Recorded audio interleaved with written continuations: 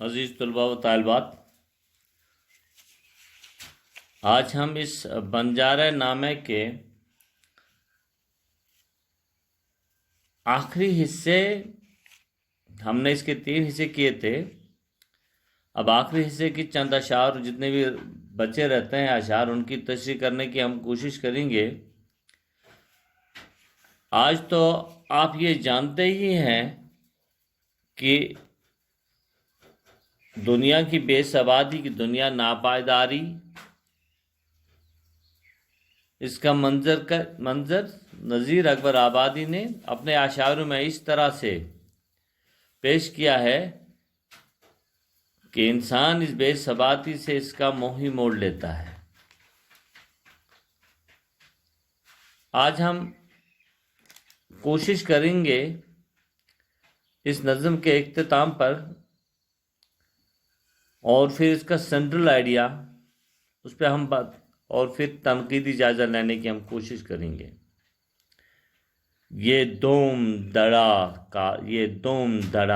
کا ساتھی لیے کیوں پھرتا ہے جنگل جنگل، ایک تن کا ساتھ نہ جاوے گا موقوف ہوا جب آن اجل، گربار اٹاری چوباری کیا خاصا، نین سکھ الململ کیا چلمل پردے فرش نئے، کیا لال پلنگ اور رنگ و محل، سب ٹھاٹھ پڑا رہ جائے گا جب لاد چلے گا بنجارہ۔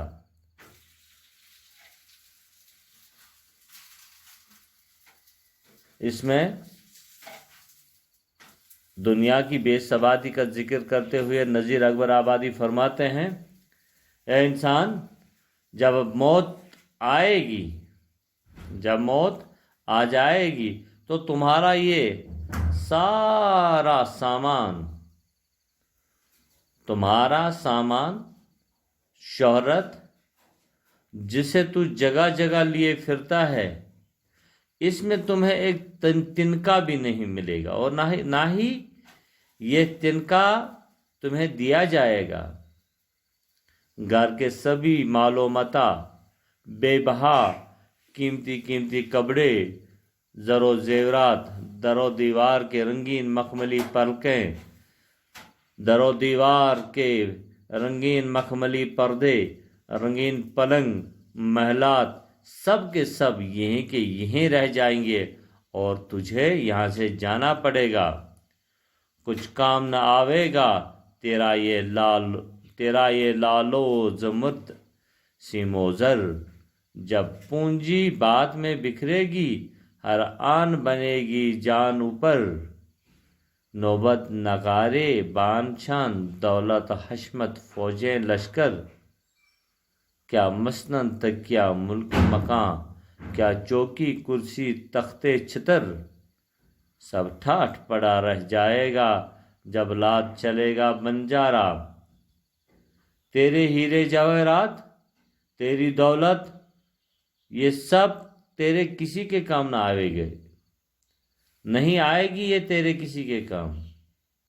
ہاں، اگر تو نے اپنے ہاتھ سے کچھ دیا ہوگا غریبوں، مسکینوں، یتیم خانوں کو، وہ صرف تیرے ساتھ ہے۔ تو نے کوئی اعمال صالح کیا ہے، وہ تیرے ساتھ ہوئی، نہیں تو یہ ہیرے جواہرات، یہ لال و دولت، یہ تیرے کسی کام نہیں آئے گی، یہ تیری پونجی کسی بات میں خرچ ہو جائے گی، اور پھر تیری جان پر بن آئے گی۔ تیری شان و شوکت، تیری بادشاہت، تیری فوجیں، وہ نوبت و نگارے، تیرا تخت، گویا تیری سبھی ٹھاٹ باٹ یہیں کے یہیں رہ جائیں گے، اور پھر تجھے یہاں سے جانا ہوگا۔ کیوں جی پر بوجھ اٹھاتا ہے، کیوں جی پر بوجھ اٹھاتا ہے ان گونگوں بھاری بھاری کے، جب موت کا ڈیرا آن پڑا پھر دونے ہے بیوپاری کے، کیا ساز جڑاؤ زر زیور، کیا گوٹے تھان کناری کے، کیا گھوڑے زین سنہری کے، کیا ہاتھی لال عماری کے، سب ٹھاٹھ پڑا رہ جائے گا جب لاد چلے گا بنجارہ۔ تو بھاری بھاری بوجھ کے تھیلے کیوں اٹھاتا ہے؟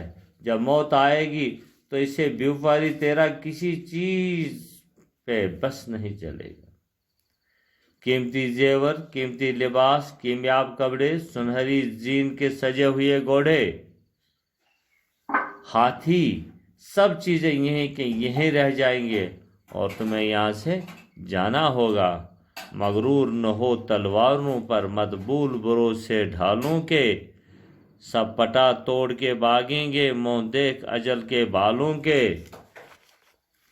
کیا ڈبے موتی ہیروں کے، کیا ڈھیر خزانے مالوں کے، کیا بگچے تاش مشجر کے، کیا تختے شال دشالوں کے، سب ٹھاٹھ پڑا رہ جائے گا جب لاد چلے گا بنجارا۔ تجھے اپنے ہتھیاروں پر گھمنڈ، ڈالوں پر بھروسہ، لیکن تو خود اپنے ہتھیاروں پر غرور نہ کر۔ جب یہ سب چیزیں موت کے موم کو دیکھیں گے تو اسے فوراً دور ہو جائیں گے۔ پھر ہیرے موتی کے ڈبے، مال و زر کے ڈھیر، نقش و نگارے والے کپڑوں کے ڈھیر، قیمتی شال دشالے، سب یہیں کے یہیں رہ جائیں گے اور اس کے بعد پھر بھی تجھے تو یہاں سے جانا ہوگا۔ ہر آن نفع اور ٹوٹے میں کیوں مرتا پھرتا بن بن، تک غافل دل میں سوچ ذرا ساتھ لگا تیرا دشمن۔ کیا لونڈی باندھی دہائی دوا، کیا چیلی چیلا نیک چلن، کیا مندر مسجد تال کنواں، کیا کھیتی باڑی پھول چمن، سب ٹھاٹھ پڑا رہ جائے گا جب لاد چلے گا بنجارا۔ تو نفع اور نقصان کے چکر میں صحرا جنگل جنگل میں پھرتا رہا۔ اے غافل ذرا سوچ، تیری یہ ساری پونجی تیرے دشمن ہے، تجھے لالچ کے جال میں پھنسا کر اس اصلی مقصد سے تجھے دور رکھا ہے جس کے لیے تو دنیا میں آیا تھا۔